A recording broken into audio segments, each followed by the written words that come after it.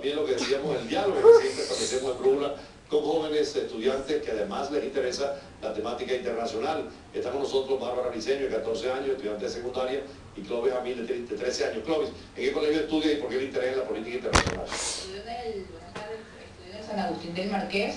Estoy bastante interesado en la temática internacional. Me gustaría estudiar para adultos estudios internacionales. O sea, ¿quieres ser diplomático entonces? Sí, sí. Además, tú tienes sangre árabe, ¿no?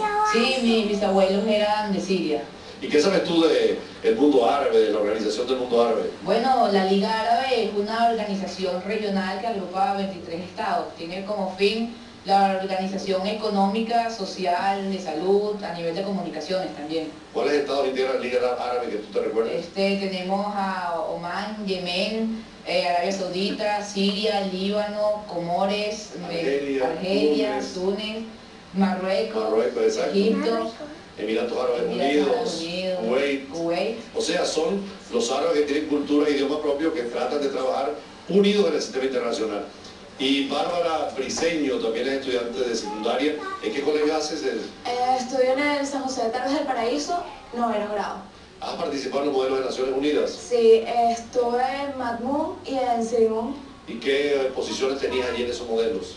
En Madmum era una ONG, Human Rights Watch, defensora de los derechos humanos, en el Comité de Desarrollo y Seguridad Internacional. Y en Sirimum estuve en el Comité de Derechos Humanos como Armenia.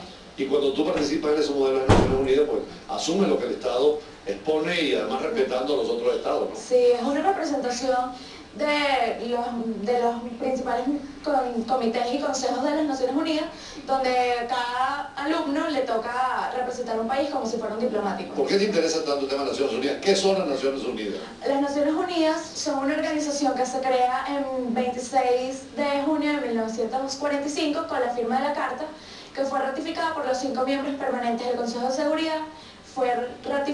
Entró en vigor el 24 de octubre del mismo año y fue firmada por 51 miembros originarios. Hoy en día son 192 países. Eso es interesante, fíjate que en el año 45 apenas 51 miembros firman la Carta de la ONU, porque muchos estados no eran independientes. Hoy son 192, a lo mejor 193 y Kosovo entra. ¿Por qué Kosovo puede ser miembro?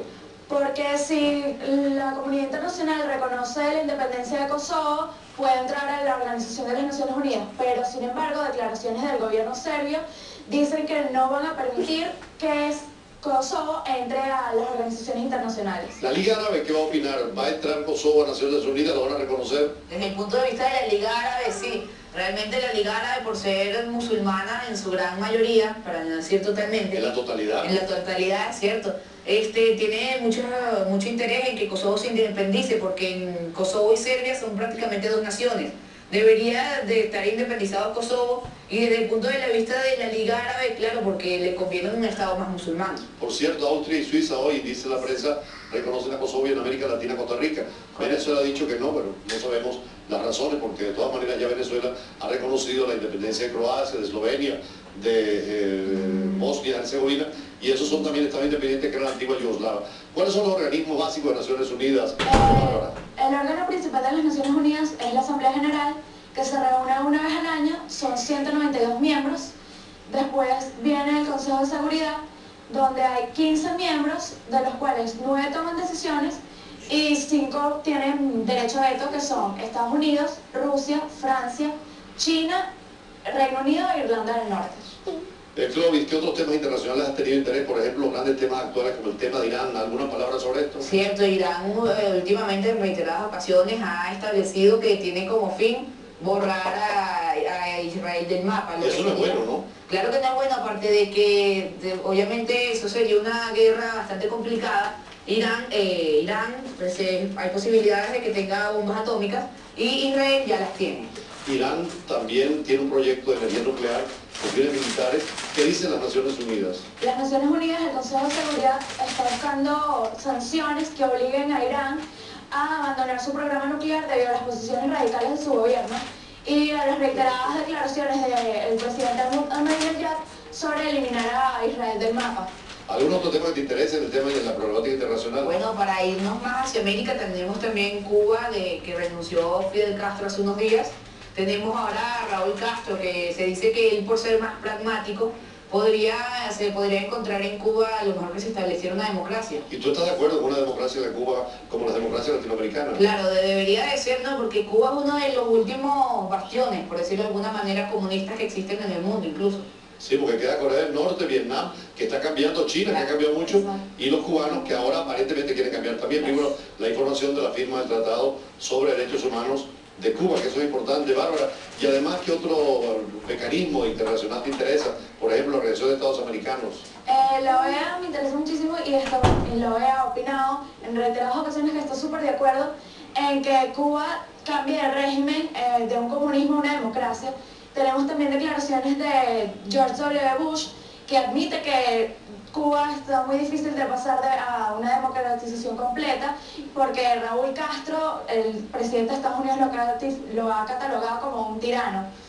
Y además, Clovis, en América Latina los problemas económicos, sociales, necesitan la participación de organismos internacionales. Claro, hoy en día lo que es América Latina tiene muchos países bastante pobres, que tienen necesidades económicas y sociales bastante elevadas. Económicas, hay muchos estados que tienen alto índice de pobreza, y por ejemplo sociales podemos encontrar Bolivia, que por condiciones geográficas tiene la nación muy dividida. ¿Y ustedes tienen interés en la prensa, en la radio y la televisión siempre con las noticias internacionales, en los programas que ven?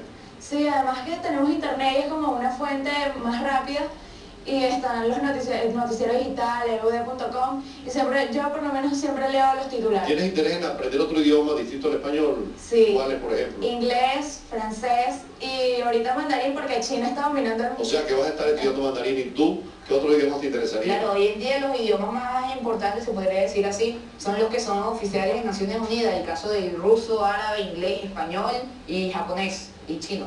Bueno, un saludo a los compañeros tuyos de colegio que quieran estudiar y profundizar más en la temática internacional. Sí, un saludo a mi familia, a mis amigos, a mis profesores. ¿Y algún mensaje a la juventud, de colegas tuyos? Bueno, amigas, las quiero mucho. Un saludo a toda mi familia, a mi abuelo. Y me interesaría que muchas de mis compañeras ingresaran a Brújula Internacional. Bueno, son parte precisamente de toda esta preocupación e inquietud que hay de los más jóvenes por el tema internacional. Hoy en todo el mundo, además de los cursos formales, también hay interés, como decían ellos, el internet los ayuda a la prensa internacional. Programas como este, Brújula Internacional, es un recorrido diario por todos los escenarios internacionales. Y esta generación van a ser diplomáticos venezolanos. Qué interesante que en el futuro veamos ya sea a alguno de ustedes dentro de lo que es la conducción de la vida diplomática venezolana. Es extraordinario. En Brasil, en Rusia, en Francia, los muchachitos, los jóvenes se les incorpora a los temas internacionales para trabajar en esa dirección. Vamos a un corte y nos queda todavía alguna información internacional que comunicarle, incluso las nuevas canciones de la campaña electoral en los Estados Unidos para Hillary Clinton y para Barack Obama. Ya regresamos.